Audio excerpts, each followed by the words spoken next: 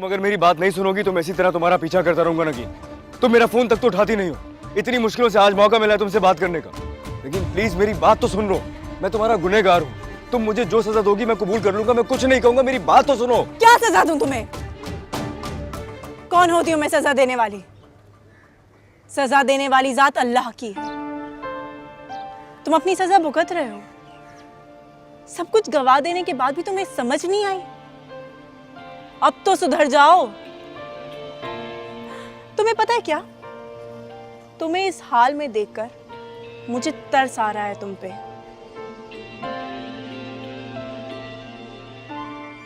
मुझे तुमसे बहुत नफरत है, लेकिन इस वक्त तुम काबिले रहम लग रहे हो मुझे। खुदा की लाठी बेआवाज होती है। आज यकीन आ गया इस बात का। कहां गया वो गुरूर? ये वो सुल्तान दुरानी तो नहीं जिस सुल्तान दुरानी को मैं जानती हूं। बिल्कुल ठीक कह रही हो तुम। मैं हार गया हूं तुम्हारी मोहब्बत के सामने। मैं उस मोहब्बत की शिद्दत को नहीं पहचान सका जो मेरे दिल में तुम्हारे लिए थी। तुम्हारे मेरी जिंदगी से चले जाने के बाद मुझे एहसास हुआ कि मैंने क्या खो दिया है और मैं कितना अधूरा हूं तुम्हारे बगैर। मोहब्बत जब इंतकाम पर उतर आती है ना, तो ये रिश्तों का एहतराम भूल जाती है। मैंने भी वही किया तुम्हारे साथ। मैं तुम्हारा मुजरिम हूं, बस मुझे माफ कर दो। मोहब्बत? तुम क्या जानो मोहब्बत क्या होती है? इस जज्बे को मुझसे बेहतर और कोई नहीं जान सकता।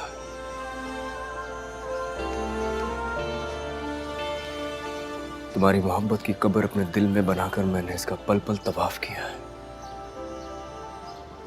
प्लीज अब तो मेरी मोहब्बत का यकीन कर लो। बहुत मुश्किल में हूं, बहुत तकलीफ में हूं। मोहब्बत कुर्बानी देने का नाम है। अगर वाकई मुझसे मोहब्बत करते हो तो दे दो कुर्बानी।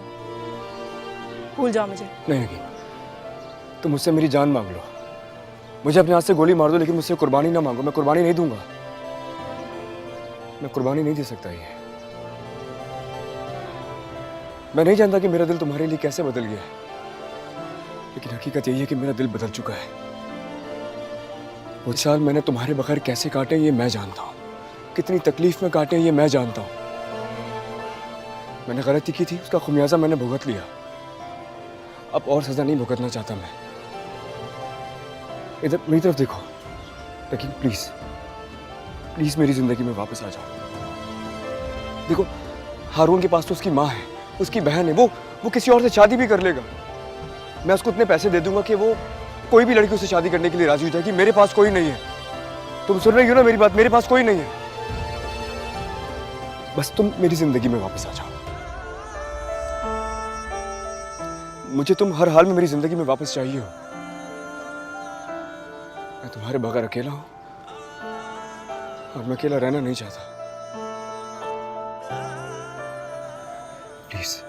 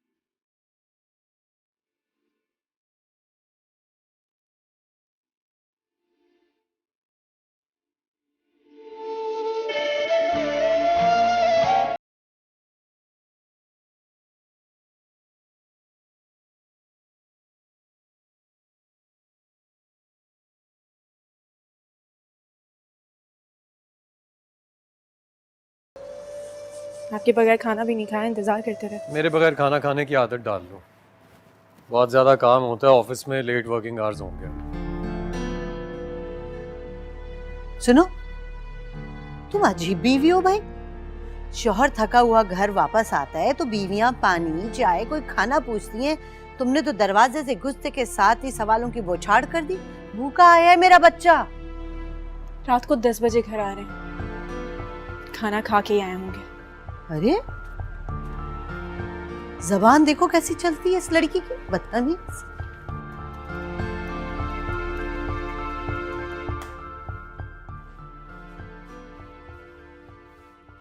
चाय लाई हो? नगीन, तुम्हारा फोन क्यों आजकल इतना ऑफ जा रहा है? खराब हो गया है क्या? नहीं, मैंने सिम चेंज कर दी। क्या सिम चेंज कर ली तुमने?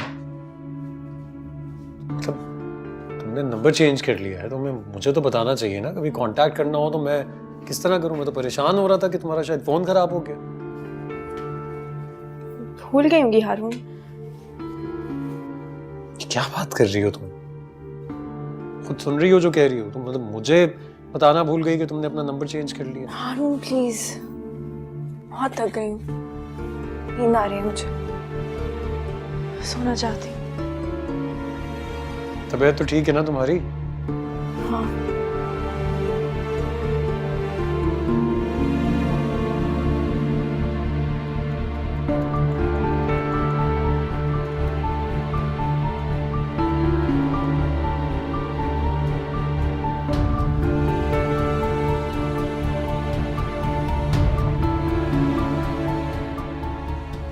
बड़ी ही बदतमीज और बदजबान हो गई है लड़की। जब से हारून की नई नौकरी क्या लगी है, इस लड़की के तो मिजाज ही नहीं मिलते, सीधे मुंह बात नहीं करती। मैं भी बहुत परेशान हूँ भाभी के इस रवैये की वजह से, लेकिन क्या करें, भाई कहते हैं कि वो मेंटली अपसेट हैं इसलिए ऐसा रिएक्ट करती हैं। अरे क्या अपसेट है भाई? किस बात की परेशानी है? सब कुछ तो बैठे बिठाए मिल गया और उसको तो शुक्र अदा करना चाहिए कि हारून जैसा शौहर मिला है, इतना मोहब्बत करने वाला। कोई और होता ना तो इस लड़की को अस्पताल बल्कि पागलखाने छोड़ के आता। उसे तो अल्लाह का लाख लाख शुक्र अदा करना चाहिए कि मेरे हारून ने उससे शादी की, उसको घर की इज्जत बनाया। अरे अकल पे पर्दा पड़ गया था मेरे बच्चे के। खैर अभी भी देर नहीं हुई, हो जाए एक बच्चा, फिर करती हूँ इस लड़की का बंदोबस्त में। क्या मतलब? ये मतलब पूछना बंद करो और कुछ अपने ऊपर तवज्जो दो तुम। क्या हुआ है मुझे? अब मुझसे पूछ रही हो? शक्ल देखो अपनी जरा, ये क्या फीके कलर पहने हुए?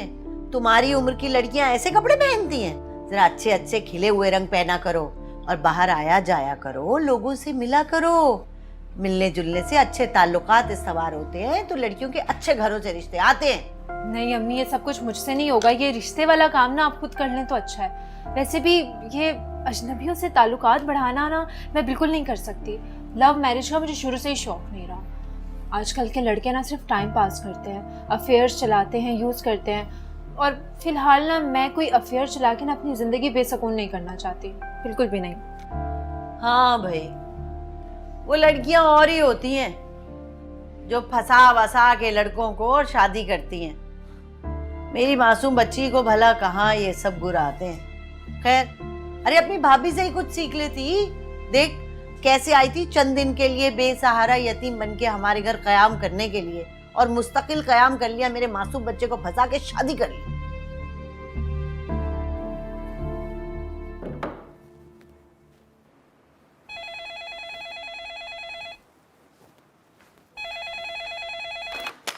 हेलो। तुमने मेरी वजह से अपना फोन ऑफ कर दिया। तुम्हें क्या लगता है ऐसा करने से तुम अपनी जान छुड़ा लोगी मुझसे? नहीं नहीं, तुम भले ही कितनी कोशिश कर लो, तुम मुझसे अपना पीछा नहीं छुड़वा सकती इतनी आसानी से।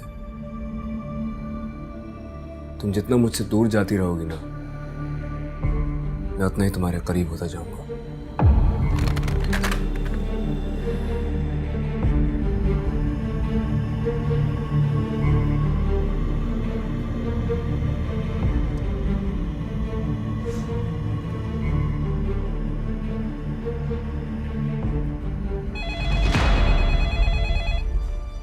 क्या इतनी देर से फोन बज रहा, उठा क्यों नहीं रही हो तुम? हारून ठीक कहते तुम्हारे बारे में, तुम्हारा दिमाग ज्यादा ही खराब हो गया है। तुम सोच भी नहीं सकती कि तुम्हें पाने के लिए मैं किस हद तक जा सकता हूं। तुम्हें मेरी मोहब्बत, मेरी दीवानगी समझ क्यों नहीं आ रही है? मैं तुम्हें बहुत चाहता हूं।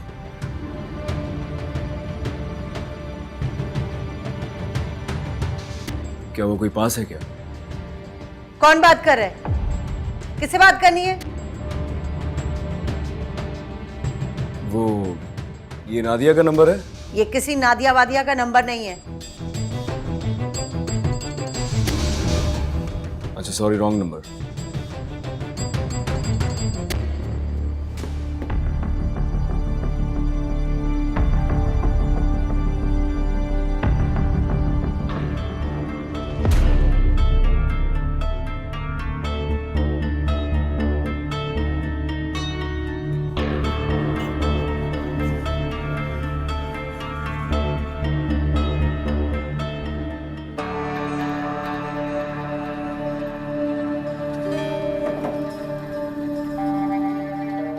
सर मेरे बारे में तो आप सब जानते हैं।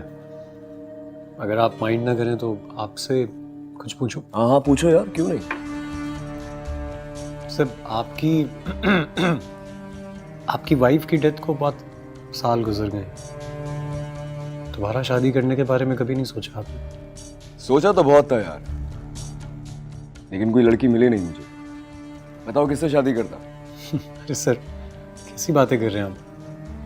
आपने शायद लड़की ढूंढी नहीं होगी, वरना आपको लड़कियों की कमी कहाँ हो सकती है। बहुत चाहते होंगे आप अपनी वाइफ को। हाँ तुम यही समझ लो। सर तो सुना है आपकी एक बेटी भी?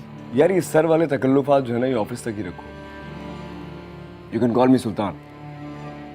क्या पूछा तुमने? मेरी बेटी? हाँ मेरी बेटी यार, हाँ वो मेरे इन-लॉज के साथ कनाडा में रहती है, उनसे काफी अटैच्ड है। तो सर आप इतने बड़े घर में अकेले रहते हैं?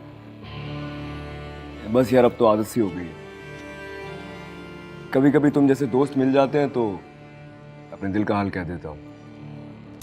मेरे फैमिली मेंबर्स तो है नहीं, अब तुम जैसे दोस्त और एम्प्लॉयज ही मेरी फैमिली मेंबर्स हैं। सर बहुत शुक्रिया आपका, आप अपनी ज़ाती ज़िंदगी के बारे में इस तरह खुलकर मुझसे बात करें।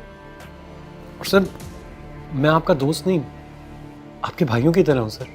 सर मेरी वालदा को बहुत इश्तिहाक है आपसे मिलने का। बल्कि सर इनफैक्ट वो तो ये कह रही थी कि वीकेंड पे अगर आप खाने पे आ सकें। वीकेंड पे क्यों? आज क्यों नहीं? सर आप अवेलेबल हैं आज? हाँ ये समझो कि तुम्हारे लिए अवेलेबल। एक्चुअली वीकेंड पे मुझे अपने गांव जाना है, ज़मीनें देखने। तुम चाहो तो हम आज तुम्हारे घर जा सकते हैं। एक्चुअली मुझे भी बड़ा इश्तियाक है तुम्हारी वालदा से मिलने का। सर ये तो बहुत खुशी की बात है। तो सर मैं अम्मी को अभी अभी कह दूं कि हम आ रहे हैं? श्योर। जी सर।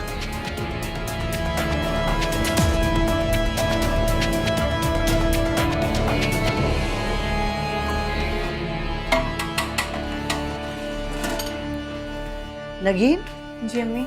खाना बना लिया क्या तुमने? हाँ हारून ने आज कोफ्तों की फरमाइश की थी तो मैंने सोचा कोफ्ते बना लूँ। अच्छा सुनो, तुम ना एक दो डिशें और भी बना लेना। तुम बिरयानी बना लेना और साथ शामी कबाब बना लेना, रायता भी बना लेना और मीठे में खीर बना लेना। क्यों, कोई आ रहा है क्या? अरे हाँ, वो हारून के बॉस है ना सुल्तान साहब, वो आ रहे हैं खाने पे। देखो हारून ने कहा है कि बहुत अच्छा एहतमाम करना है, तो तुम ज़रा ध्यान रखना हर चीज़ का, ठीक है? ज़रा मैं सफाई देख लूँ।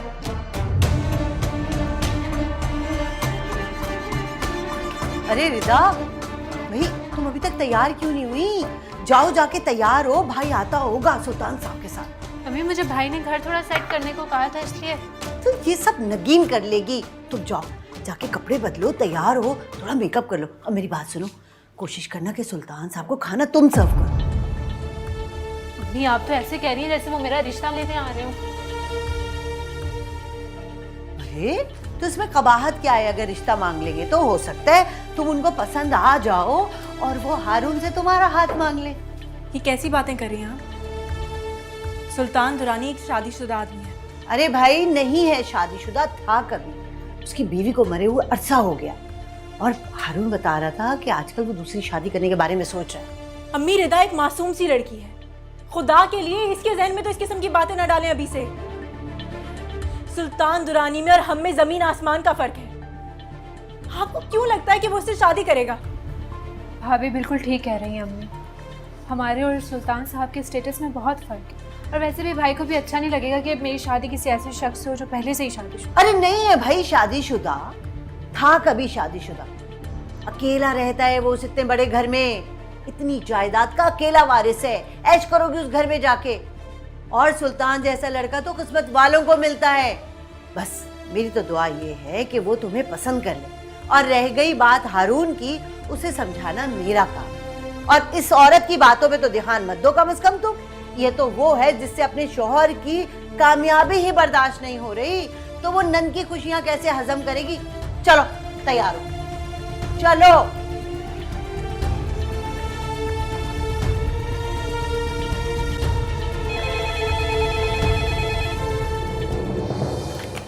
हेलो। तुमने तैयारी तो सारी कर ली होगी, बहुत प्यार से खाना बनाया होगा मेरे लिए। और वैसे भी मेरी पसंद नापसंद का तो तुम्हें पहले से ही ख्याल है। मुझे उस दिन बहुत अच्छा लगा था, मेरा गिफ्ट किया हुआ ड्रेस तुमने पहना था, तुम बहुत प्यारी लग रही थी। अच्छा, आज भी वही ड्रेस पहन सकती हो मेरे लिए? मुझे अच्छा लगेगा। वो मैंने बहुत पहले जलाकर फेंक दिए। तुम अगर मुझे इस तरह नजरअंदाज करोगी, अपना नया नंबर मुझे नहीं दोगी, फिर मैं यही सब करूंगा। लेकिन मैं तुमसे मिलने के लिए बेचैन हूं। बकवास बंद करो अपनी। ये तुम पहली और आखिरी बार यहाँ आ रही हो। और एक बात, अगर तुमने इसके बाद यहाँ आने का सोचा भी या मुझे परेशान किया, तो मैं हारून को तुम्हारी असलियत बताने में एक लम्हा जाया नहीं करूंगी। अच्छा इस तरह तो तुम मेरा रास्ता बिल्कुल साफ कर दोगी। एक काम करो, उसे बता दो। तुम्हें क्या लगता है, अगर तुम हमारे माजी के बारे में हारून को बता दोगी तो वो तुमसे ये रिश्ता कायम रखेगा? भूल है तुम्हारी।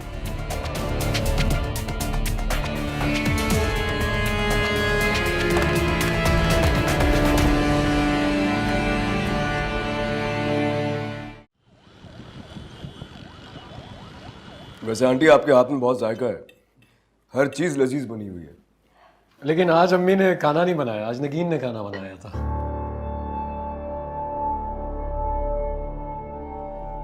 लेकिन नगीन को भी तो अम्मी ने ही सिखाया है, तो इसका मतलब क्रेडिट तो अम्मी को जाता है ना? नहीं, लेकिन भाभी की एफर्ट को भी आपको अप्रिशिएट करना चाहिए। इतने सारे इतने मजे मजे के खाने बनाए उन्होंने, वो भी इस हालत में जबकि वो एक्सपेक्ट कर रही है। तो सब कुछ उसने अकेले थोड़ी ही बनाया है भाई। मेरी बेटी रिदा ने भी उसकी पूरी पूरी हेल्प की है किचन में। हाँ प्लीज। अच्छा ये कबाब तो लो ना, दो बेटा, ये लो। ये रिदा ने अपने हाथ से बनाया, बिल्कुल, बिल्कुल, पता है, खास रेसिपी से। मेरी बच्ची बहुत सुखड़ है। हम सब इसके हाथ के खानों के दीवाने हैं, और इसका भाई भी इसके हाथ के खानों का दीवाना है। बहुत अच्छा खाना बनाती है, बहुत सुघड़ है मेरी बच्ची। जिस घर में जाएगी ना, जन्नत बना देगी उस घर को।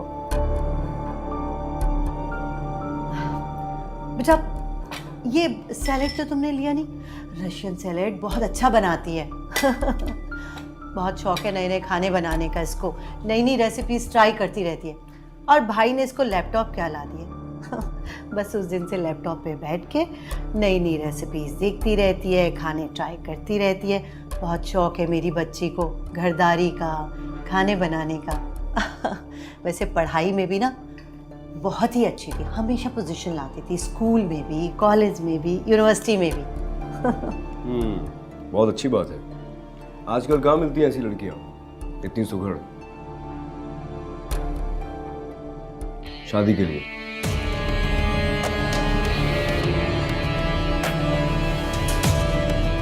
हाँ ना बेटा।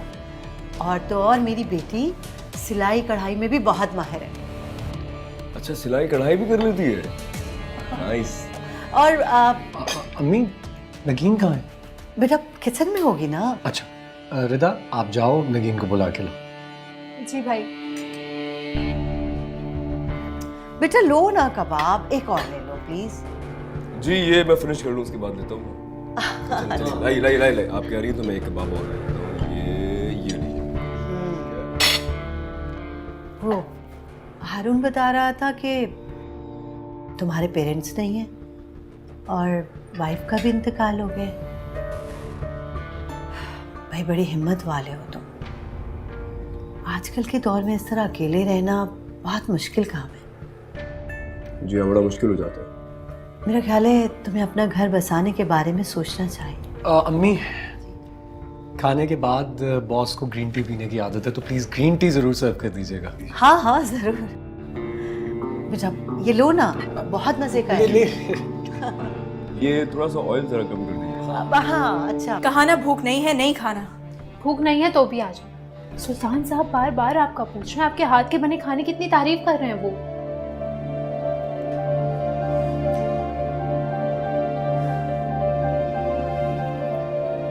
अच्छा ठीक है, तुम जाओ, मैं थोड़ी देर में आती हूँ। ठीक है, जल्दी आ जाओ।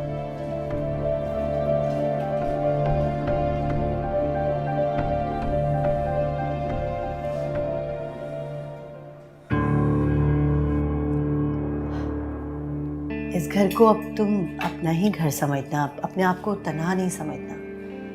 कभी भी तन्हाई से दिल घबराए ना तो अपनी माँ का घर समझ के यहाँ चले आना। जैसे हारून मेरा बेटा है, ऐसे ही तुम भी हो। तो आज से तुम मुझे अपनी माँ समझो और इस घर को अपना घर समझना। अरे आंटी बहुत शुक्रिया आपका। मैं सच बताऊं मुझे बहुत अच्छा लगा इस तरह आप लोगों के साथ बैठ के खाना खा के बातें करके। बहुत अपनाइयत का एहसास हो रहा है। Thank you once again. ये क्या हो गया बेटा? ये साफ कर लो, ये टिश्यू मैं साफ कर दूं?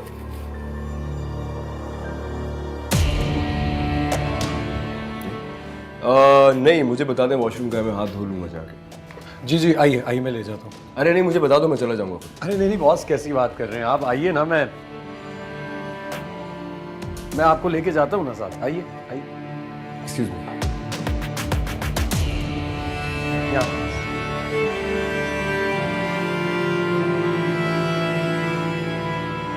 आइए सर। सर ये वॉशरूम आप कंफर्टेबली यूज कीजिए, हम बाहर वेट करेंगे।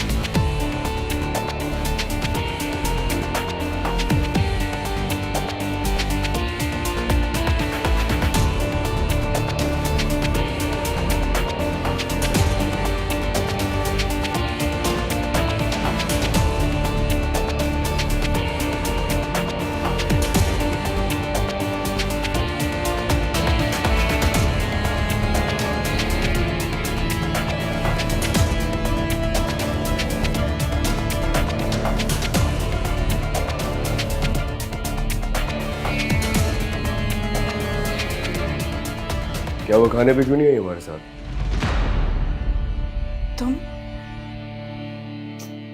तुम यहाँ? तुमसे मिलने आया, सिर्फ तुमसे मिलने आया। तुम जाओ यहाँ से, तुम अभी जाओ। मुझे किस बात की सजा देना चाहती हो? और कितनी बार माफी मांगू मैं तुमसे? कितनी बार कहूं कि मैं शर्मिंदा हूं अपने की पे? तुम्हें समझ नहीं आता क्या? मेरे सब्र का और इम्तिहान मत लो नगीन, वरना मैं तुम यहाँ से चले जाओ वरना मैं हारून को आवाज दे दूंगी। क्या करेगा हारून? नगीन,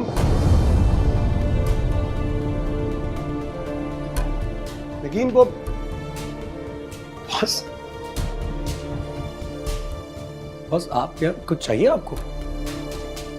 यार हाँ, मैं एक्चुअली स्मोकिंग करना चाह रहा था, तुम्हारी वालदा के सामने थोड़ा मुनासिब नहीं लगता, इसलिए यहाँ आ गया। अरे तो आप मुझसे कहते ना, बाहर लॉन में लेकर जाता हूँ आपको, आप वहाँ स्मोकिंग कीजिएगा। नगीन, जी हम बाहर से वापस आ जाएं तो आप हमें डिजर्ट सर्व कर देंगी प्लीज? जी। आइए बॉस, प्लीज।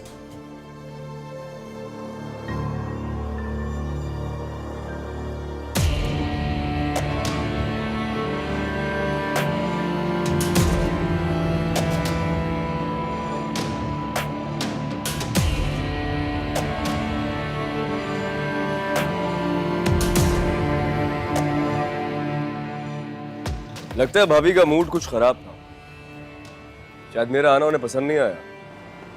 नहीं नहीं सर, आप ऐसा क्यों सोच रहे हैं? ऐसा तो बिल्कुल भी नहीं है। वो बस आजकल थोड़ी सी डिप्रेस्ड है।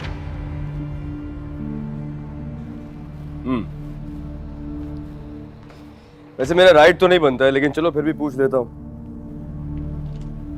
क्या हुआ है? कोई मिसअंडरस्टैंडिंग है तुम दोनों के दरमियान?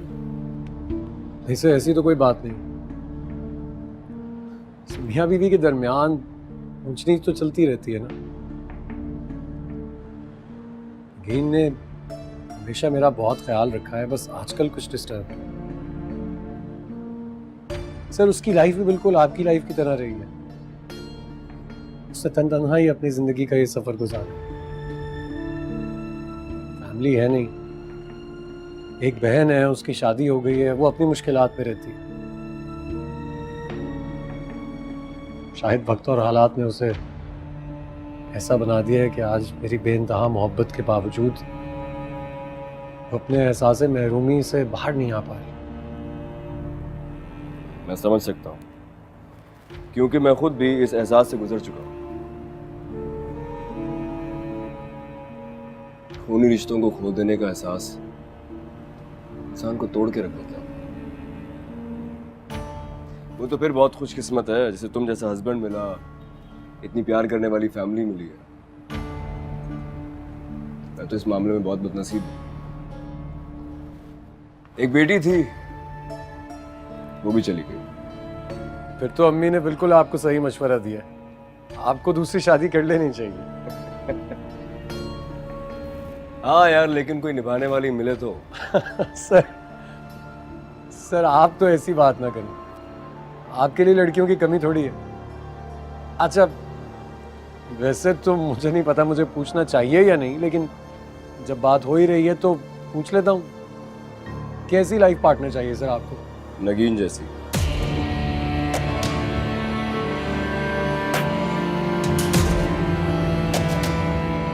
भाभी जैसी शरीफ, वफाशुआर, प्यार करने वाली, सबका ख्याल रखने वाली। वैसे तुम सही मायनों में खुशकिस्मत हो यार, वरना भाभी जैसी लड़कियां आजकल किसे मिलती हैं? बिल्कुल सही कह रहे हैं आप सर, मैं वाकई बहुत लकी हूँ। नगीन जैसी बीवी शायद सिर्फ खुश नसीबों को ही मिलती। सिर्फ आप जानते हैं, नगीन ने तब मेरा हाथ थामा था जब मैं कुछ भी नहीं था। ना मेरे पास पैसे थे, ना अच्छी नौकरी थी। वहां से लेके यहाँ तक का सफर उसने बहुत सब्र और शुक्र के साथ गुजारा है मेरे साथ। इसलिए मैं उसकी जितनी भी कदर कर लूँ ना, कम है। आज अगर मैं ये कहूँ कि मैं जो कुछ भी हूँ नगीन के साथ की वजह से हूँ, तो ये गलत नहीं होगा।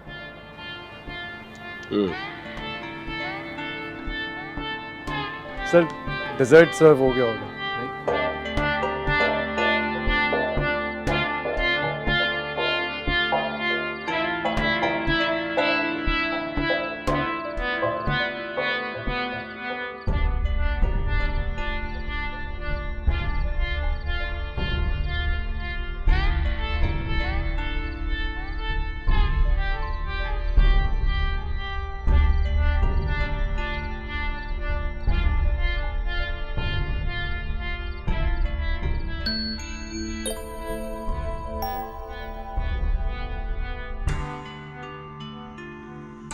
मैं तुमसे बात करना चाहता हूँ नगीन, अभी और इसी वक्त।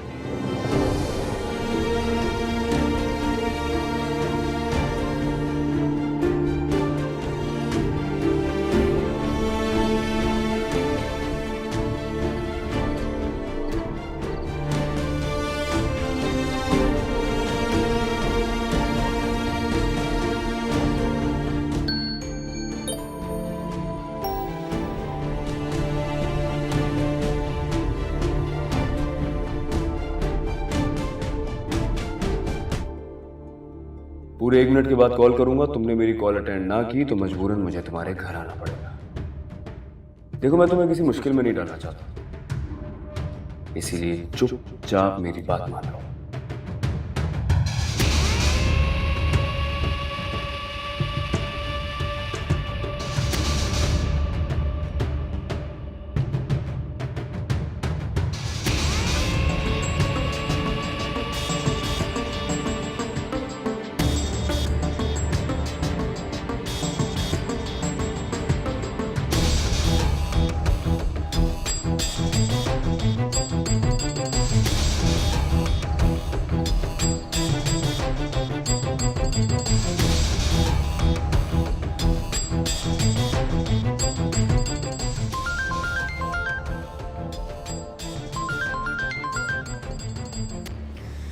तुम्हें मेरा नया नंबर कहाँ से मिला?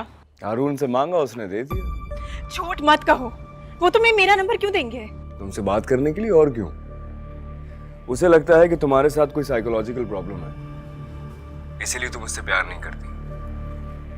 वैसे तुम्हारा शौहर तुमसे मोहब्बत करता है, लेकिन क्या फायदा, तुम्हारे दिलो दिमाग में तो मैं हूं ना, मेरी जगह कोई ले ही नहीं सकता है। औरत को कितना ही अच्छा, कितना ही प्यार करने वाला शौहर क्यों ना मिल जाए, वो उस पहले मर्द को कभी नहीं भूलती जो उसकी जिंदगी में आया होता है। तुम्हारे साथ भी ऐसा ही हो रहा है ना, मैं समझ सकता हूँ। खुशफहमी है तुम्हारी, शायद इसी खुशफहमी में तुम अपनी पूरी जिंदगी गुजार दोगे। तुम सोच भी नहीं सकते कि मैं उनसे कितनी मोहब्बत करती हूँ। उनको छोड़ के तुम्हारे पास आना मेरे लिए मौत को गले लगाने के मुतरादिफ है। दिल के बहलाने को गालिब ये ख्याल अच्छा है, तुम उससे मोहब्बत नहीं करती हो।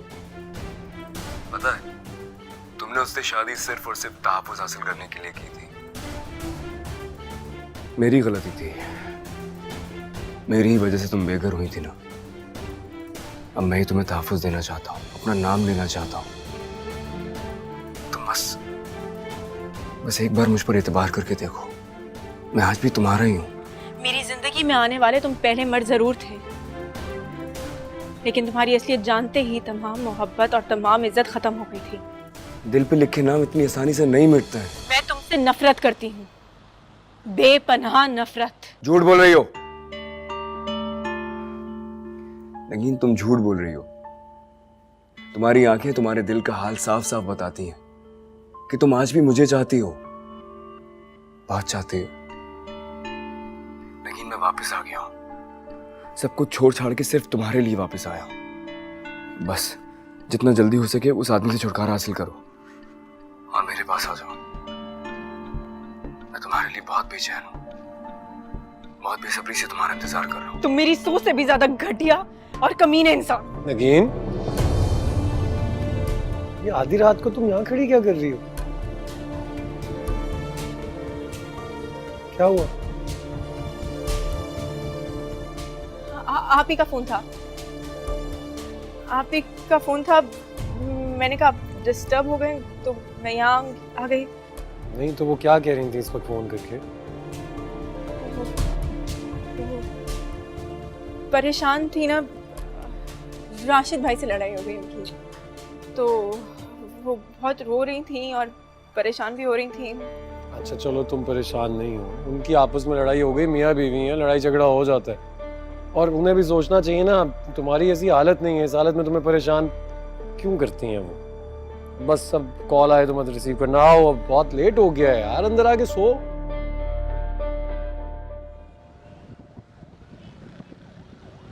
एक बात तो बताइए, ये आप सुल्तान साहब के सामने क्या कर रही थी ये रिदा की तारीफें?